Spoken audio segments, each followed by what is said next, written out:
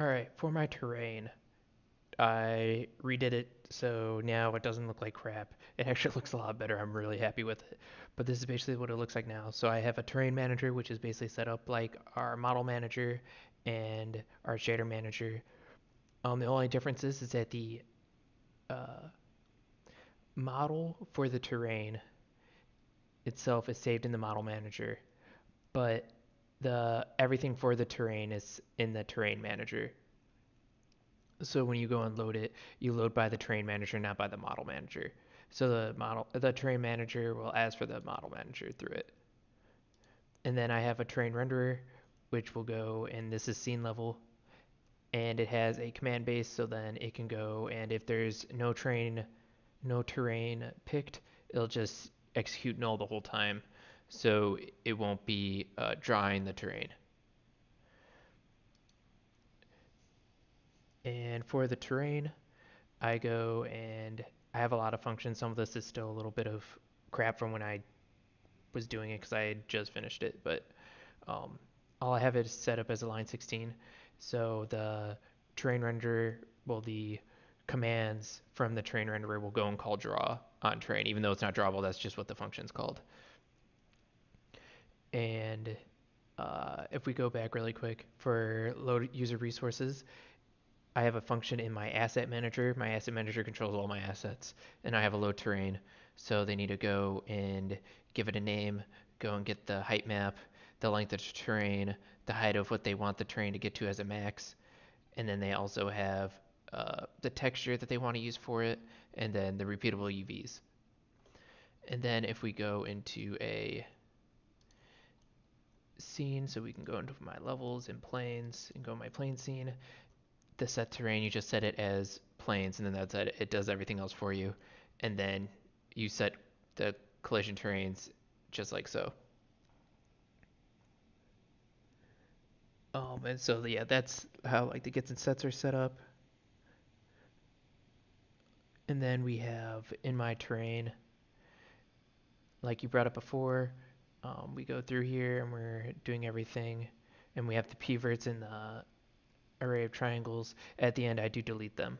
I set up a cell array, which the cell array has the min and max, and it has a bottom right trinorm and a top left trinorm. Um, because I was trying to get a normal between uh, each of the triangles. I don't have barycentric working.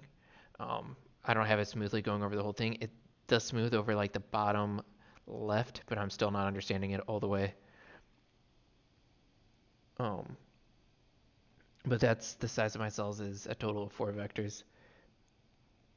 I only have one graphics object, which is the texture flat. I have a single AABB that I use for all my cells, and I go at the end delete those as well. And I also delete the graphics object. If we go and play through this really quick, this will be the first scene of the planes to my game. We can go and load this up. And this is for the first scene, which is null. Then here's for my title screen, so if I hit enter, it's going to go and delete through it again because it was set to null. And then if we go through here and we start moving around, you can see that the tank is following it, but it's just really jittery. I don't have it going through the turret just because if I did it through the turret, it would probably be really sickening if I went the first person. But it is colliding with it, and so are these tanks. And so see, that just destroyed me. So these all work, and then also these checkpoints also go and spawn on top of the train depending on where they're at. And then here we can see that the train renderer is once again deleting the commands. If we keep continuing through here, the terrain map in the manager, I'm using a map because of the keys that we're using, has both the plains and the snow. And then we're deleting each one of these terrains, which goes and deletes through here, goes through here again, deletes through this, and then it goes and erases the last of it. And then all the managers are deleted. All methods that I have in my terrain, get the anchor point, get the terrain length. I go and get the cell height at a specific position. which is always at the bottom left at the moment. That's the same thing for my normals that I'm calculating through the when I'm getting my normals. I'll go to my figure really quick. Um, that when I do a collision, I get the normal and the altitude. And the altitude, I go and get a point, and then I'll go and set it. I'm not setting it here, but I'll do that on updates for everything else. Um, and then terrain norm, I go and get the X, get the Z, then I go and rotate it with the new Z, which is the negative, so then it's pointing the correct direction with the terrain normal, and then that works how it's supposed to. So I could project a point, but I don't have an easy function for it. For support methods, I used to have it.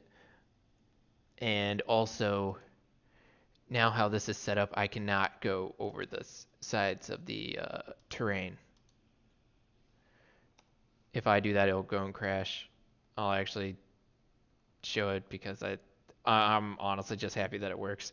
Um, so before I had this set up, it did work, but now since I have collision Zeldas working, it'll actually go and destroy my tank. And if this wasn't working, then if I didn't have the turret, it would just crash. And then once again, it's showing everything is being deleted.